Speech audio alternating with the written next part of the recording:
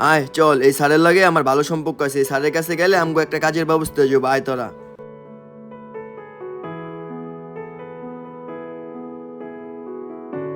Sir আসতে পারি? জি, ভিতরে চলে আসো।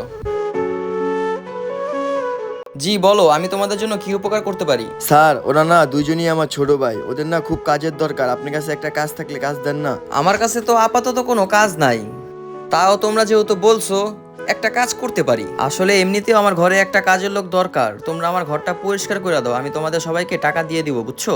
দেখছিস কইছি না, আইলেই কাম হয়ে যাবো। ঠিক আছে, তুমি আমার বারান্দায় যায়া বারান্দাটা পরিষ্কার করে দিয়ে আসো। ঠিক আছে স্যার। আর হ্যাঁ, তুমি শোনো, তুমি যায়া আমার সোফাটা দেখে আসো, সোফার চারপাশ অনেক ময়লা হয়ে গেছে, সোফাটা পরিষ্কার করে দাও ঠিক আছে স্যার। ভালো মতো কইরো।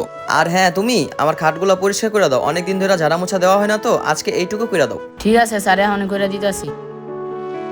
যাক তাইলে, অনেকদিন পর কাজের লোক পাইলাম। ঘরটা একদম নোংরা হয়ে গেছে, ওদের কাজ শেষ হলে ওদের কিছু টাকা দিয়া দিব, ওদের তো অন্তত বিপদে উপকার হইব।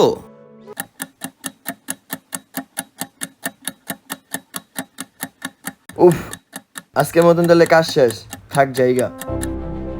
স্যার শুনেন, আপনি যেই কাজ দিছিলেন তা তো আজকের মতন শেষ। আচ্ছা ঠিক আছে, তাইলে তোমরা এখানেই দাঁড়াও, আমি একটু আসতাছি। শোন, এখনই সুযোগ, বুঝছোস, কামটা গড়ায় দিতে হইব। ওই তো পায়ে গেছি। আয় চল চল।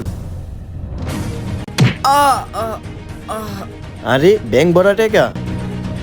চালু চল, এই স্বর্ণগয়নাগুলো সব ল। কাম শেষ তাইলে, চল চল চল, এন থেকে ভাগি। বন্ধুরা, এরকম দুর্ঘটনা থেকে সবাই সাবধান থাকবেন। ভিডিওটি ভালো লাগলে একটি লাইক দিয়ে চ্যানেলটিকে সাবস্ক্রাইব করে সবাই পাশে থাকবেন। ধন্যবাদ।